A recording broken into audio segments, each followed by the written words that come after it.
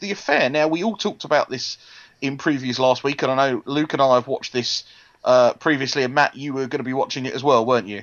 I did. To talk this one up, Dominic West and Ruth Come Wilson. on. Oh, so well. Wilson, Yay! yes, play the people that are mentioned in the aforementioned affair. Dominic West plays, I think he's a teacher, isn't he? Yeah. A married teacher with 3 or 4 kids. Four.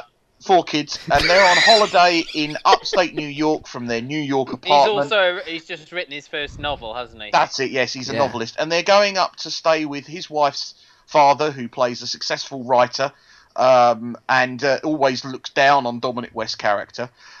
On the way, they have an incident of... Are you doing the whole episode? Are you doing the whole episode? Ruth Wilson saves the child. Now... Indeed. Now, the reason that this comes out in such a way is very similar to True Detective. The way in which this story is told is 3 ways. 1, through Dominic West's recollection. 2, through Ruth Wilson's recollection. And thirdly, through the detectives who are interviewing them both, the sort of way in which they're telling the story as well. I would say I think I enjoyed the episode more when it was Dominic West's character. I think he had more bite to him. He was a bit more... I suppose because Ruth Wilson's character, obviously, we should say, you know, she'd lost a child several years previously, so she was quite an emotionally fraught character. I think the other thing that hurt it was that she went second. Yeah. I don't know how you would have felt if her character went first. That's a good point, actually. I think it needed to be Dominic West going first, because I think he had more of a backstory to cover with the kids and stuff like that, and him travelling down to the... Obviously, it was that moment where you thought his son had committed suicide. I found that a bit irritating. Yeah. And then it's, oh, no, I just don't want to go to my granddad's house. We've all done it. Yeah. Yeah, I think I just found it a little uneven at times. Obviously, you were sort of in the second half, you were anticipating, oh, how is this bit going to be different from when we saw it through Dominic West's eyes? Yeah. Obviously, there's quite a lot of hanky-panky in this as well. Classic. Yeah. Both leads are very good, very convincing in their roles.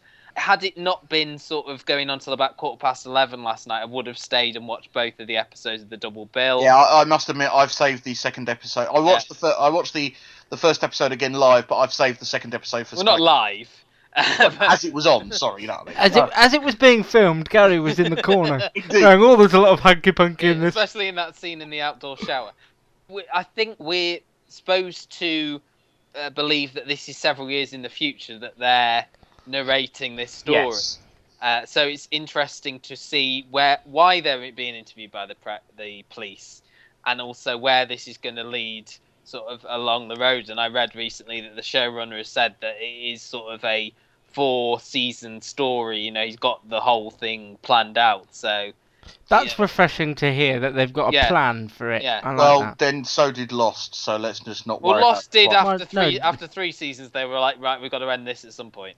Yes. Yeah. I enjoyed it a lot when I'd seen it previously. I enjoyed it a lot. Last night, when I was watching it, I was kind of able to look at it more objectively, I suppose.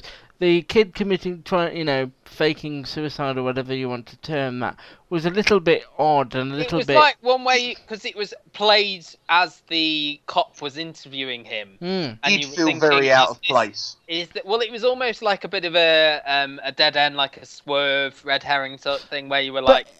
Yeah. In reality, if somebody had done that to you, you wouldn't just go, "Oh, dozy devil, get in the car." Get in the car. We'll put the radio on and we'll never talk of this again. It was just a little bit out of place, a little bit odd. Yeah. But on the whole, it was an enjoyable hour. Quite shocking, because obviously it was something that I didn't see coming, but obviously it was only a minor point.